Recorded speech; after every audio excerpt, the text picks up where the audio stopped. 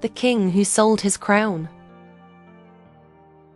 Once, in a land far away, there was a powerful king who ruled over his people with an iron fist.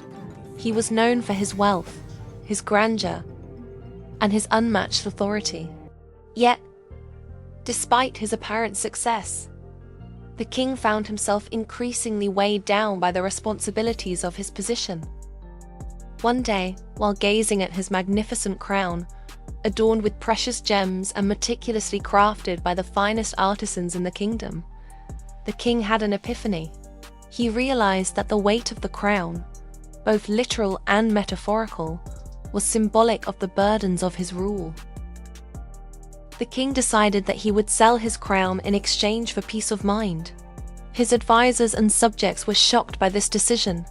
They mocked him, saying that he had lost his sanity, that he was giving up the very symbol of his power and authority. But the king was resolute. He knew that true leadership was not about possessing material wealth or wielding power, but about understanding the needs and desires of his people and working tirelessly to improve their lives. The king sold his crown to a wealthy merchant, who paid a hefty sum for it. The people watched in disbelief as their once mighty ruler walked away from his throne, free from the trappings of his position. At first, the people were confused and uncertain. They had grown accustomed to the king's dominance and feared that the kingdom would fall into chaos without his leadership.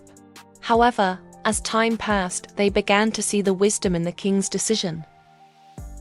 Without the burden of the crown, the king was able to dedicate his time and resources to the betterment of his people.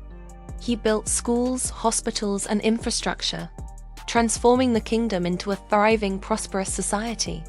The people, in turn, began to see their king not as a distant ruler, but as a compassionate leader who truly cared for their well-being.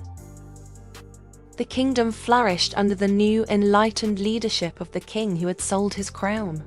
The people came to understand that true freedom and happiness could not be found in material possessions or power, but in the shared values and goals of a united community. As the years went by, the king's legacy lived on, inspiring generations of leaders to follow in his footsteps and prioritize the needs of their people above all else. And though the crown remained in the hands of a wealthy merchant, the true symbol of the kingdom's prosperity and unity could be found in the hearts and minds of its people, who cherished the memory of their wise and compassionate king.